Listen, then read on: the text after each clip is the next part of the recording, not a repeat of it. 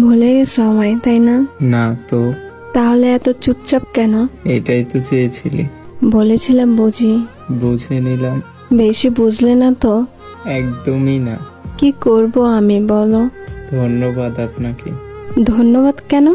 শিক্ষা দেওয়ার জন্য। কিসের শিক্ষা? মানুষ কিভাবে চিনতে হয়, একা কিভাবে থাকতে হয়, কাউকে অতিরিক্ত বিশ্বাস না করা, ধোঁকা কিভাবে দিতে হয়। আর কি? না বলাই থাক। অবহেলা কি বেশি করছি? কখন বলেছি আমি? ক্ষমা করে দাও, তুমি তো আমার সব। কথাটা অনেক হাস্যকর। ফিরে আসো প্লিজ। দ্বিতীয়বার আর কষ্ট পেতে চাই না। থাকতে পারো আমাকে ছাড়া? কসম, ভালো আছি তোমায় ছাড়া। আর ভুল করব না, ক্ষমা করে দাও। সুযোগ দিতে চাই না। এইভাবে বলতে পারলে?